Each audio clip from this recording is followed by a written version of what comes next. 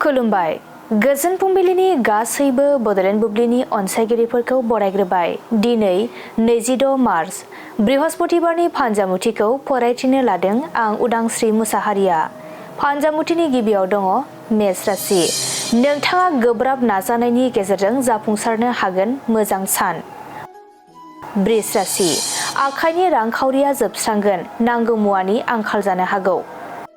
मिथुन राशि। गावनि साननाय बादि खामानि मावफुंना लानो हागोन, गोसोआव गोजोननाय फैगोन। कर्क राशि।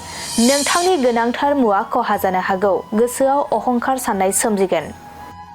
सिंह राशि। गोजान जायगायाव दावबायहैनो खाबु मोनगोन, रंजा खुसिजों सान बारलांगोन। कन्या राशि।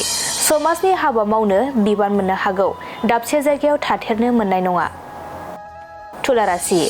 बिसि फिसायनि गेजेराव बाथ्रा गोरोबज्लायनाय नङा, दावराव दावसि सोमजिगोन। वृश्चिक राशि।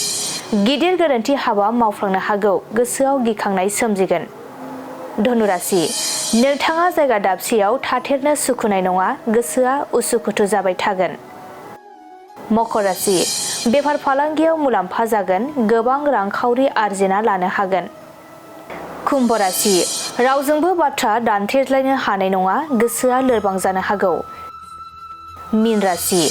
नोंथांनि नखराव जेंना सोमजिनो हागौ, नखरनि थाखाय बिमाया दुखु जागोन। दिनै सानसेनि राशि फरायथिनायाबो एसेनोसै। आसा खालामो नोंथांनि दिनैनि साना मोजाङै मोजां थांगोन, बेखौ बड'लेण्ड बुब्लि नखरनिफ्राय मिजिंथिबाय। गोजोन्थों।